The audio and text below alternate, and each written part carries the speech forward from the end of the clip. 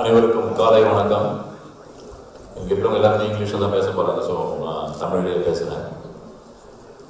ஆரோக்கியம் நல்வாழ்வு என்ற ஃபேஸ்புக் குரூப், அதனுடைய கிட்டத்தட்ட 6 லட்சம் உறுப்பினர்கள், அதை உருவாக்கிய எங்களுடைய தலைவர் திரு நியாண்டர் செல்வன், திரு சிவராம் ஜெகதீசன், நான், தளபதிகளான மனோஜ் விஜயகுமார், கண்ணன் பரமசிவம், பாலாஜி போன்ற அனைத்து மக்களின் சார்பாக நான் இங்கே பேச வந்துள்ளேன். இவ்வளவு பெரிய அங்கீகாரத்தை கொடுத்து எங்களையும் பேச அழைத்து இந்த உணவின் பேலியோ சார்ந்த, கொழுப்பு சார்ந்த உணவு சம்பந்தப்பட்ட இந்த முதல் இந்தியாவின் மாநாட்டை நடத்த அனைத்து ஏற்பாடுகளையும் செய்த மருத்துவர் குழுவினருக்கு எங்கள் குழுவின் சார்பாக முதலில் நன்றியை தெரிவித்துக் கொள்கிறேன். பேலியோ, அதனுடைய அறிவியல், மருத்துவ விவரங்கள் எல்லாமே உங்களுக்கு டாக்டர்ஸ் பக்கமாக பேசுவாங்க. இந்த குழுவில் முதல் பரிசோதனை எலிகள் நானும் ஒருத்தர்.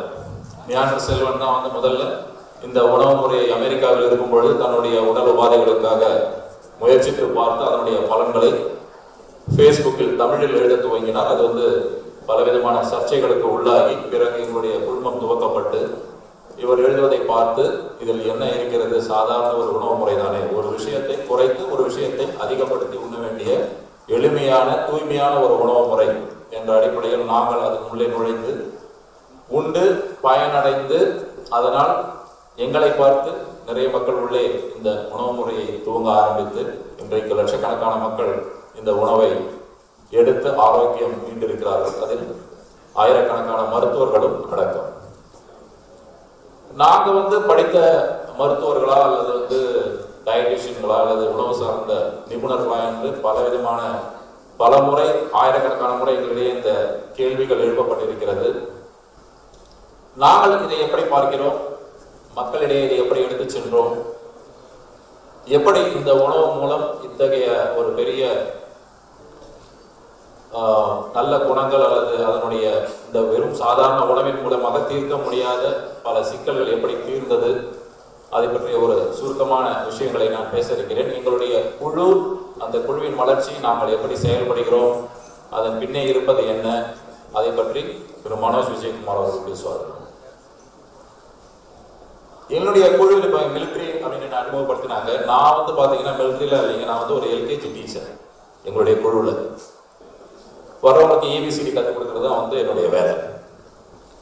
வேலையோட என்ன அப்படின்னு சொல்லிட்டு உள்ள வரும்போதே அவங்க ஒரு லென்ஸ் வச்சு ஒரு எறும்பை பார்த்து இது ஏதோ பெரிய பூதம், இது என்னமோ இருக்கு அப்படிங்கிற மாதிரி தான் திரும்ப திரும்ப குழம்பி போய் வரக்கூடிய சாதாரண மக்களை, இதில் ஒன்றுமே இல்லைங்க, நீங்கள் டெய்லி சாப்பிடக்கூடிய சாப்பாடு தான், அதில் சில விஷயங்களை நீங்கள் குறைத்து சில விஷயங்களை கூட்டினீங்கனாலே போதும், உங்களுக்கு இவ்வளவு பிரச்சனைகள் சரியாகும் என்ற ஒரு தைரியத்தையும் ஒரு அடிப்படையும் கற்றுக் கொடுக்க வேண்டிய ஒரு எல்கேஜி டீச்சராகத்தான் என்னுடைய இந்த குழுவில் என்னுடைய பங்களிப்பானது இருக்கிறது.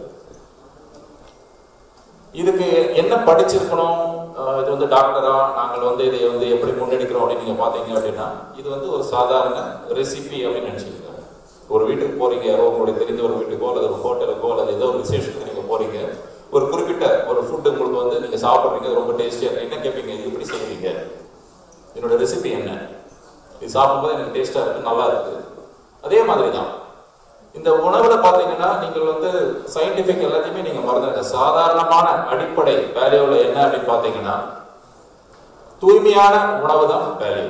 கலப்படம் இல்லாத, ஃபேக்டரிகளில் மேனுஃபேக்சர் செய்யப்படாத, உங்களால் எளிமையாக உங்கள் வீட்டிலேயே உற்பத்தி செய்யக்கூடிய எளிமையான உணவுகளை வைத்து உண்டு ஆரோக்கியமாக வாழ்வதன் அடிப்படை தான் பேலியோ. வீட்டுல 2 கோழி வளர்த்தீங்கன்னா உங்களுக்கு ஆர்கானிக் முட்டை கிடைக்கும். 4 தொட்டில நீங்க கீரையும் காய்கறிகளையும் பயிரிட்டீங்கன்னா உங்களுடைய காய்கறி தேவைகளும் கீரை தேவைகளும் நிறைவேறும். 2 மாடு இருந்ததுன்னா உங்களுக்கு பால் கிடைக்கும். அந்த பாலை நீங்கள் கொதிக்க வைத்து 7 எடுத்தீங்கன்னா அருமையான ஆர்கானிக் வெண்ணெய் கிடைக்கும். அந்த வெண்ணெயை உருக்கினீங்கன்னா உங்களுக்கு நெய் கிடைக்கும். அந்த பாலிலிருந்து நீங்கள் தேவையான பனீரை செய்து கொள்ளலாம். 2 ஆடு வளர்த்தீங்கன்னா உங்களுக்கு தேவையான கறி கிடைக்கும். கோழியிலிருந்து நீங்க உங்களுக்கு தேவையான சிக்கன் மற்ற விஷயங்களை நீங்க பெற்றுக்கொள்ளலாம். 4 தென்னை மரம் வளர்த்தீங்கன்னா உங்களுக்கு வந்து தேங்காய் கிடைக்கும். பேலியோவுடைய மொத்த அடிப்படையுமே இப்ப நான் சொன்ன விஷயத்துல அடங்கிடுது. ஒரு 1/2 ஏக்கர் இடம் இருக்கக்கூடிய ஒருவரால் இந்த டயட்டை எந்த விதமான பொருளாதார சம்பாத்தியமும் இல்லாமல் கூட ஆரோக்கியமாக இதை முன்னெடுத்து உண்டு ஆரோக்கியமாக வாழ முடியும். இதுல என்ன உங்களுக்கு வந்து பிரச்சனை இருக்க முடியும்? யோசிச்சு பாருங்க. உங்கள் வீட்டில் நீங்கள் விளைவிக்கக்கூடிய அந்த பொருட்களை கொண்டு ஒரு தூய்மையான உணவு முறை உங்களால் உண்டு உங்களுக்கு ஏற்படக்கூடிய, முக்கியமாக உணவின் மூலமாக ஏற்படக்கூடிய பலவிதமான சிக்கல்களில் இருந்து நீங்கள் வெளிவர முடியும் என்றால் பேலியோ மீது எதற்கு பயம்? பிரச்சனை எங்க வருது? நாம் உணவை வந்து ஒரு கார்பரேட்டை அல்லது ஒரு கடையை அல்லது ஒரு மேனுஃபேக்சரிங் கம்பெனியை நம்பி இருக்கிறோம். அவர்கள் தயாரித்தால் தான் நமக்கு அந்த உணவு கிடைக்கும். அவர்கள் என்ன பிராண்டை முன்னெடுக்கிறார்களோ அந்த பிராண்ட் தான் உங்களுக்கு வந்து நீங்க சாப்பிட முடியும். அது இருந்தால் தான் நீங்கள் சமைக்க முடியும். இந்த மாதிரியான சிக்கல்களுக்கு போகும் பொழுதுதான் அந்த உணவை எங்கே தயாராகிறது, அதில் என்ன கலப்படம் இருக்கிறது, அதில் என்ன பிரச்சனை இருக்கிறது என்பதில் இருந்து சிக்கல் துவங்குகிறது.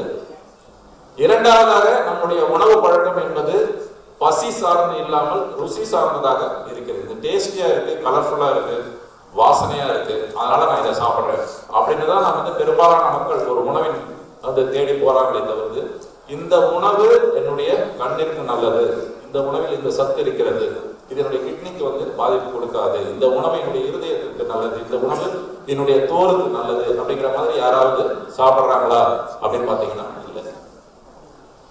ஆக பகுத்தறிவு, உணவு சார்ந்த பகுத்தறிவு என்பது எங்க தொடங்கணும்னா, நாம் உண்ணக்கூடிய ஒவ்வொரு வாய் உணவும் நம் உடலில் என்ன விதமான நன்மைகளை அல்லது தீமைகளை ஏற்படுத்தும் என்ற தெளிவு இருந்தால் ஒழிய அந்த உணவு சார்ந்த பகுத்தறிவு நம்மளை ருசி சார்ந்து ஏமாற்றி பலவிதமான உணவு சார்ந்த சிக்கல்களை நமக்கு அளிக்கிறது. நாங்க என்ன பண்றோம்? ஒரு தூய்மையான ஒரு உணவு பழக்கத்தை மட்டும்தான் உள்ள வரக்கூடிய மக்களுக்கு சொல்றோம். கிட்டத்தட்ட 35 வயது 40 வயதுல உள்ள ஒருத்தர் உள்ள வராங்க. நம்மளுடைய HbA1c 10-11 இருக்கு. அவர் மாத்திரைகள் சாப்பிடுகிறார், இன்சுலினும் எடுக்கிறார். அவருடைய டயபெட்டிக் வந்து கண்ட்ரோலுக்கு வரல, அவருக்கு பிபி இருக்கு, கண்ட்ரோலுக்கு வரல, அவருக்கு மைக்ரேன் இருக்கு. ஒரு பெண்மணியாக இருந்தால் அவருக்கு வந்து இரகுலர் பீரியட்ஸ் இருக்கு, பிசிஓடி இருக்கு, ஹார்மோன் சார்ந்த சிக்கல், இந்த பேலன்சிங் இல்லை, அவங்களுக்கு அது சார்ந்த சிக்கல்கள் இருக்கிறது. என்ன பண்ணலாம்? நாங்க அவங்களுக்கு பெருசா வந்து எதுவும் நாங்க சொல்றது, முதலில் அவர்கள் சாப்பிடக்கூடிய தவறான உணவுகளை அவர்களுடைய தட்டிலிருந்து வெளியேற்றுகிறோம். கீரை சாப்பிடுங்க சொல்றோம், காய்கறிகள் சாப்பிடுங்கன்னு சொல்றோம். முடிந்தவரை இந்த காய்கறிகள் பச்சையாக கூட நீங்க சாப்பிடலாம் அப்படின்னு சொல்றோம். சாதாரணமாக அவர் உண்ணக்கூடிய உணவில் இருந்து அந்த ரைஸை நீங்க எடுத்துடுங்க, சைட் டிஷ்ஷா சாப்பிடுறது மெயின் டிஷ்ஷா சாப்பிடுங்க அப்படின்னு சொல்றோம். ஒரு சிக்கன் பிரியாணி சாப்பிடுறாங்க, அந்த சிக்கன் பிரியாணி சாப்பிடுறவங்களுக்கு ஹார்ட் அட்டாக் வந்துருமா என்ற எந்த விதமான பயமும் இல்லை. ஆனால் பிரியாணியில் இருக்கும் அரிசியை மட்டும் எடுத்துட்டு சிக்கனை மட்டும் சாப்பிடுங்கன்னு சொல்லும் போதுதான் 1008 கொஸ்டின்ஸ் வருது. ஹார்ட்ல என்ன ப்ராப்ளம் வரும், புரோட்டீன் போய் கிட்னி அஃபெக்ட் பண்ணிடுமா, இதனால நமக்கு வந்து ஃபேட் ஆக மாட்டோம், உடம்பு வந்து ஒபிசிட்டி ஆகாதா, இந்த மாதிரியான கேள்விகள் ஏன் வருது? அதுதான் எங்களுக்கு வந்து ரொம்ப ஆச்சரியமான ஒரு விஷயம். திரும்ப திரும்ப நாங்களும் அதற்கு பதிலளித்துக் கொண்டிருக்கிறோம். இந்த கான்ஃபரன்ஸுடைய நோக்கம் என்ன? மருத்துவர்களாய உங்களை நாங்கள் என்ன கேட்க விரும்புகிறோம் அல்லது என்ன வேண்டுகோள் வைக்க விரும்புகிறோம்?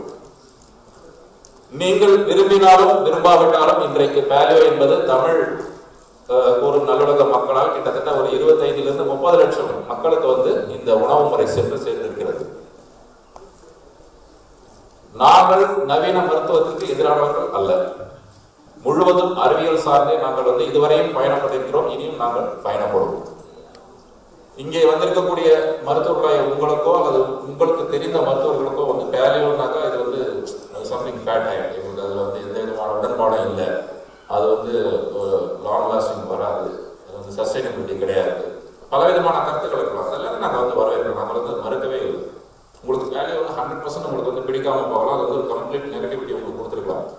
எதற்காக இந்த கான்ஃபரன்ஸ், இந்த கான்ஃபரன்ஸ் மூலம் கிடைக்கக்கூடிய நன்மை என்ன அப்படின்னு நாங்க ஒரு குழு சார்பாக எதிர்பார்க்கிறோம் என்றால், உங்களுடைய ஒரு பேஷன் வர, அந்த பேஷன் வந்து எனக்கு இந்த பிரச்சனைகள் இருக்கிறது அப்படின்னு சொல்ற, நீங்க வழக்கமாக கேட்கக்கூடிய கேள்வி நீங்க என்ன சாப்பிட்றீங்க அப்படின்னு கேட்கும் பொழுது, இந்த மாதிரி பேலியோ டயட், இந்த மாதிரி நான் வந்து அதிகமான கொழுப்பு சாப்பிட்றேன் அப்படின்னு சொல்லும் பொழுது, நீங்கள் இதுவரை கற்றறிந்த அல்லது உங்களுக்கு கிடைக்கப்பட்ட ஞானத்தின் அளவுகோல் படி அதை பார்க்காமல் பேலியோ எப்படி இங்கே முன்னெடுக்கிறார்கள், அவர்கள் சொல்வது என்ன, இவர் உண்டது என்ன, இவருடைய பிரச்சனைகள் என்ன என்ற அடிப்படை சார்ந்து நீங்கள் அவருக்கு அணுகும் பொழுது, பேலியோ நீங்கள் எடுக்கலாம் அல்லது எடுக்க வேண்டாம், உங்களுடைய உடல் இந்த மாதிரியான பிரச்சனைகளுக்கு இருப்பதாக, நீங்க இந்த மாதிரி நீங்க சாப்பிடுறது நல்லது என்ற ஒரு தெளிவை நீங்கள் அவருக்கு கொடுக்க இது போன்ற மருத்துவ கருத்தரங்குகள், வேலையோ சார்ந்த மருத்துவ கருத்தரங்குகள் உதவும் என்ற நம்பிக்கை தான் நாங்கள் இங்கே வந்திருக்கோம். ஏன்னா எங்களுடைய குழுவிலேயே நிறைய தவறாக எடுக்கக்கூடிய உறுப்பினர்களை நாங்கள் தினமும் பார்க்கிறோம். தெள்ள தெளிவாக ஒரு குழந்தைக்கு சொல்வது போல நாங்கள் அவர்களுக்கு வேல்யூ அடிப்படைகள், என்ன சாப்பிடணும், எப்படி சாப்பிடணும், எல்லாத்தையுமே நாங்கள் திரும்ப திரும்ப கிளிப்பிள்ளை மாதிரி சொல்லி கொடுத்தாலும் கூட வெகு சுலபமாக அதை தவறாக உண்டு, எனக்கு இந்த மாதிரி ஆயிடுச்சு, இதனால இருக்குமா என்று பயந்து வரக்கூடிய மக்கள் அதிகம். இது ஒரு கேட்டகரி. அப்படின்னா தவறான பழக்க வழக்கங்கள் சார்ந்த மக்கள், இது இரண்டாவது கேட்டகரி. அவங்க பேலியோவா எடுத்துப்பாங்க, பேலியோ குடிக்கிறதுக்கு சைட் டிஷ்ஷாக வச்சுப்பாங்க. திடீர்னு பயம் வரும்போது பியூர் பேலியோ ஒரு வாரம் போவாங்க, எல்லாமே நார்மல் ஆகிடும். அதுக்கப்புறம் சரி ஓகே பரவாயில்ல, இன்னைக்கு சிகரெட் குடிக்கலாம், இன்னைக்கு ட்ரிங்க்ஸ் சாப்பிடலாம், இன்னைக்கு ஸ்வீட் சாப்பிடலாம் அப்படின்னு போயிடுவாங்க. கிரேவிங்ஸ் அல்லது ஆசை அல்லது ஒரு கட்டுப்பாடு இல்லாத ஒரு மனம் சார்ந்த பிரச்சனைகள் இந்த மாதிரி வரும். ஸோ இது போன்ற மனிதர்களை நீங்க அதிகம் சந்திக்க வேண்டி வரலாம். அவங்க உங்களுடைய பேஷண்டாக இருப்பாங்க. அவர்களை நீங்கள் நல்வழிப்படுத்த பேலியோவின் அடிப்படை உங்களுக்கு தெரிந்திருப்பது அவசியம் என்று நாங்கள் கருதுகிறோம். அதற்காகவே இத்தகைய வேண்டுகோளை நான் உங்களுக்கு வைக்கிறேன். நீங்கள் பேலியோ தான் பெஸ்ட் அப்படின்னு நாங்கள் சொல்றதுக்காக நீங்க வரல. இப்படி ஒரு விஷயம் இருக்கிறது. இத்தனை லட்சம் மக்களால் இது பின்பற்றப்படுகிறது. இந்த உணவை உண்டு வரக்கூடிய மக்களுக்கு நன்றாக இருந்தால் நீங்க கண்டினியூ பண்ணுங்க. உங்களுக்கு நல்ல ரிசல்ட் இது கொடுத்துருக்கு, இதை கண்டினியூ பண்ணுங்க, சீட்டிங் பண்ணாதீங்க, ஒழுங்கா மருந்து மாத்திரைகள் சாப்பிடுங்க அப்படின்னு நீங்க அவங்களுக்கு சொல்லலாம். அவர் ஒரு ஹைப்பர் ரெஸ்பாண்டராக இருந்து அவருடைய ட்ரைக்ளிசரைட் அதிகமாக இருந்து குறையாமல் அவர் ஒழுங்காக பேலியோ எடுத்தாலும் கூட கொழுப்பளவுகள் அதிகமாக இருந்து இது போன்ற சிக்கல்கள் இருக்கும் பொழுது ஜெனட்டிக்கலி உங்களுக்கு இந்த உணவு ஒத்து வராது, அல்லது இந்த உணவு மற்றும் மருந்துகள் நீங்கள் கண்டிப்பாக எடுக்கணும் அப்படிங்கிற மாதிரி நீங்க அவர்களுக்கு சொல்லலாம். அல்லது உங்களுடைய ஆராய்ச்சி அல்லது உங்களுடைய அனுபவம் சார்ந்து இது வேண்டாம் இப்படி சாப்பிடுங்க என்பது போல நீங்கள் அவர்களை நல்வழிப்படுத்தலாம் அல்லது குணப்படுத்துவதற்கு முயற்சிக்கலாம்.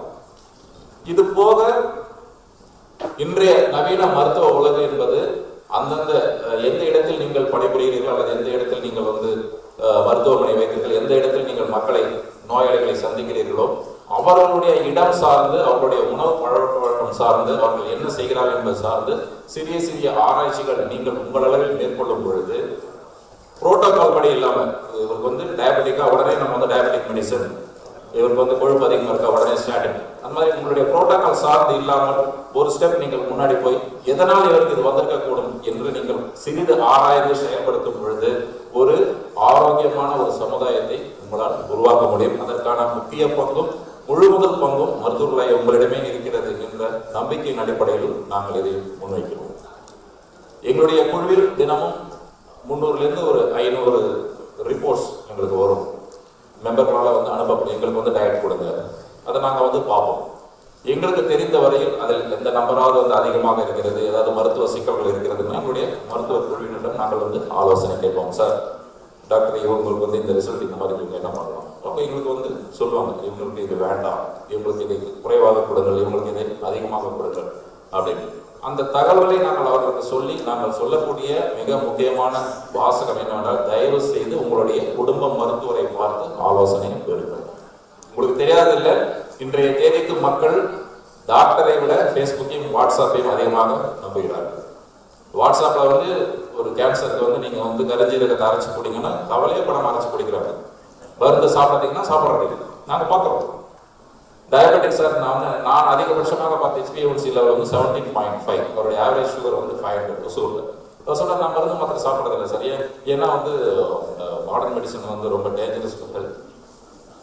ஸோ 500 சுகர் இருக்கிறவருக்கு சுகர் ஒரு பெரிய பிரச்சனையாக அவருக்கு தெரியல. அவருக்கு மருந்து சாப்பிட்றதான் பிரச்சனையாக இருக்கு. இதற்கான காரணம் சோசியல் மீடியாவில் தவறாக பரப்பப்படும் மருத்துவம் சார்ந்த அவதூறுகள். அதை மக்கள் நம்புறாங்க. அவர்களை நம்ம மாற்ற முடியாது, வேற வழியில். இது போன்ற மக்கள் உங்களை சந்திக்க வருவார்கள். இவர்களை போன்றவர்கள் தான் பேலியோவில் தவறாக எடுத்து இந்த சித்தாந்தத்தின் மீது ஒரு மிகப்பெரிய ஒரு கரும்புள்ளியை சுமக்கவும் தயாராக இருக்கிறார்கள். இது போன்ற மக்களை நல்வழிப்படுத்துவதற்கு இது போன்ற LCHF கான்ஃபரன்ஸுகள் உதவும் என்ற நம்பிக்கை எங்களுக்கு இருக்கிறது. ஸோ நீங்கள் செய்யக்கூடிய முதல் விஷயம் பேலியோவின் நெகட்டிவிட்டி. நீங்க கூகுளில் போட்டீங்கன்னா புரோட்டீன் அதிகம், கிட்னியை பாதிச்சிடும், இப்படிதான் வரும். தயவு செய்து நீங்கள் அப்படி செய்ய வேண்டிய அவசியம் இல்லை. எங்களுடைய குழுவிற்கு நீங்கள் வருகை தரலாம். அங்கே எத்தனை மக்கள் கேட்கிறாங்க, என்ன விதமான பதில் தரப்படுகிறது, என்ன விதமான ரிசல்ட்டுகள் அங்கே வருகின்றன, மக்களுக்கு அதிகம் இந்த சொசைட்டியில் இருக்கக்கூடிய பிரச்சனைகள் என்ன, அது என்ன ஒபிசிட்டியா, இல்லை டயபெட்டிக்கா, இல்லை ஹார்மோனல் இம்பேலன்ஸா, இல்லை ஃபேட்டி லிவரா, அதை நீங்கள் பார்க்கலாம். எல்லா விதமான தரவுகளும் நாங்கள் வந்து அங்கே ஓப்பனாக நாங்கள் வச்சிருக்கோம். நாங்கள் வந்து மூடி மறைக்கவில்லை.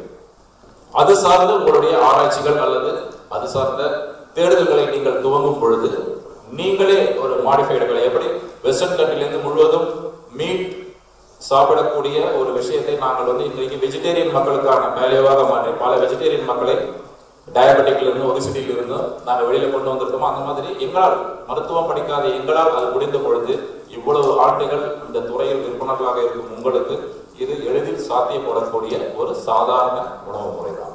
நீங்க அப்படி இந்த வேலையை அணுகினீங்கனாலே போதும். அதை விரும்புகிறீர்களா வெறுக்கிறீர்களா என்பது உங்களுடைய தனிப்பட்ட விருப்பம் சொன்னாங்க. அதுக்குள்ளவே நாங்கள் வந்து வரல.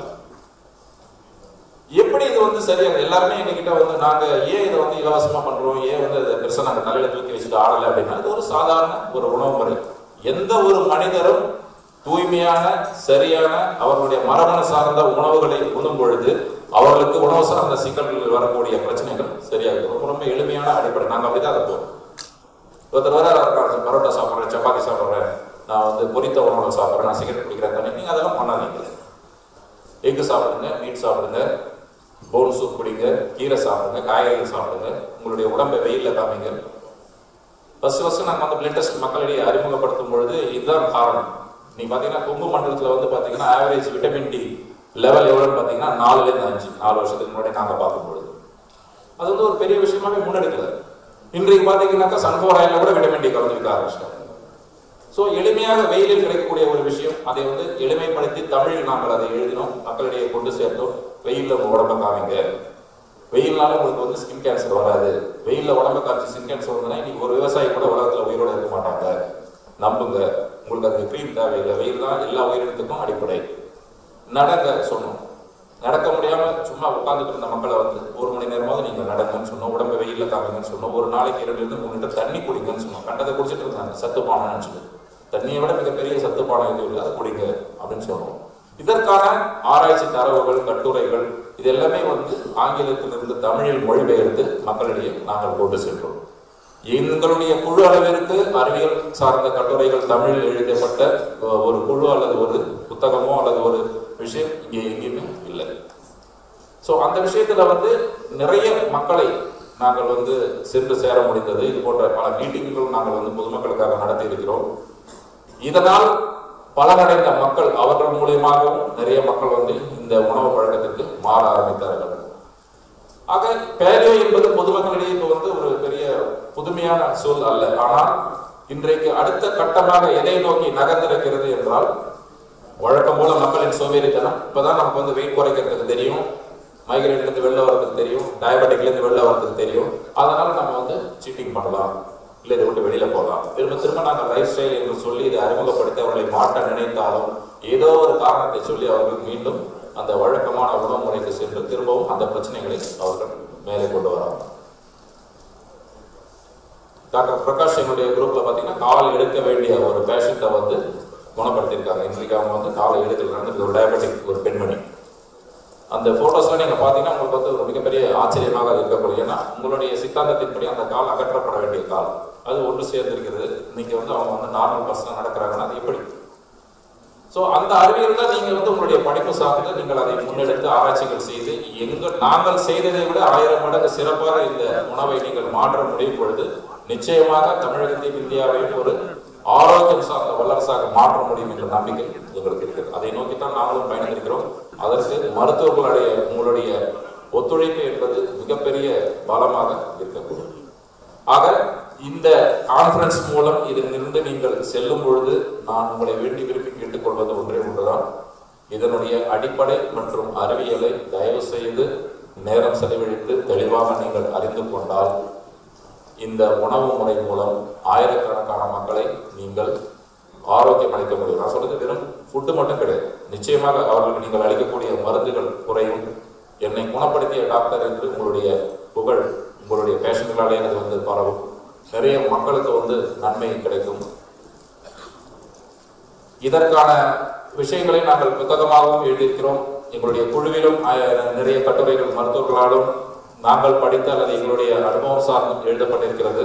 ஒரு நோயாளியாகத்தான் நான் உங்களிடையே இதை பற்றி பேசிக் கொண்டிருக்கிறேனே தவிர்த்து இந்த குழுவின் ஒரு அட்மினாகவோ அல்லது நாங்கள் இதை செய்திருக்கிறோம் என்ற ஒரு ஒரு பேக்ரவுண்டில் நான் நிச்சயமாக இதை உங்களுக்கு சொல்லவில்லை. நான் 92 கிலோ எடையுடன் 1/2 கிலோமீட்டர் நடக்க முடியாத ஒரு மனிதனாக மைக்ரேன் மற்றும் பிபி ஆன்சிட்டிக் டேப்லெட் எடுத்துட்டு இருந்தேன், ஸ்டாட்டின் போட்டுட்டு இருந்தேன்.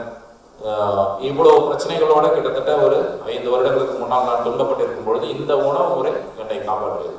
இன்றைக்கு 46 வயதில் என்னால் தினமும் 10 கிலோமீட்டர்கள் நடக்க முடிகிறது.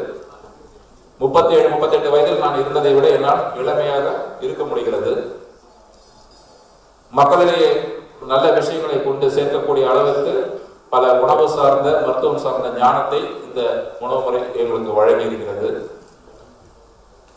எனக்கு நடந்த இந்த ஒரு நன்மையை சக மனிதருக்கு நான் ஒரு கிவ் அண்ட் டேக் பாலிசி மாதிரி சக மனிதருக்கு நான் நாலேஜ் ஃபார் ஷேரிங் என்று நான் இதை கடக்கும் பொழுது இதனால் பலனடைந்த ஆயிரக்கணக்கான மக்களும் அதற்கான சாட்சியமாகத்தான் எங்கள் குழு, அந்த சார்பாகத்தான் இந்த விஷயங்களை நான் உங்களிடையே பகிர்ந்து கொள்கிறேன். ஆக உங்கள் அனைவருமே என்னுடைய ஒரு குடும்ப மருத்துவராக தான் நான் பார்க்கிறேன். இன்றைய தேதிக்கு இந்த கூகுள் பேஷண்ட்டுகளை நீங்கள் சமாளிக்கவும், உண்மையாக அவர்களுக்கு இருக்கக்கூடிய பிரச்சனைகள் இருந்து அவர்களை வெளியேற்றவும் சப்போர்ட்டிவ் உணவு முறையாக பேலியோ நிச்சயமாக உதவும். என்னத்தையோ அவங்க சாப்பிட்றாங்க, இந்த மருந்து சாப்பிட்டா அவங்களுக்கு சரியா போகும் என்ற நிலைமையை நாங்கள் தாண்டி விட்டதால், இந்த காலத்தில் இந்த சமூகம் தாண்டி விட்டதால் வேறு வழி இல்லாமல் இது போன்ற நல்ல உணவு முறைகளையும் நல்ல விஷயங்களையும் மக்களுக்கு நடத்த வேண்டிய சூழ்நிலையில் இருப்பதால் மருத்துவர்களுடைய உங்கள் பங்கு இதில் அதிகம் என்று நாங்கள் கேட்டுக்கொண்டு மீண்டும் இந்த நல்ல வாய்ப்புக்கு திரு ராஜா டாக்டர் அவர்களுக்கு நன்றி கூறி, இந்த குழு சார்பாக எங்களை நம்பி இந்த உணவு முறையை நம்பி இதை பற்றி முன்னெடுக்க வந்திருக்கக்கூடிய உங்கள் அனைவருக்கும் நன்றியை தெரிவித்து அமர்கிறேன்.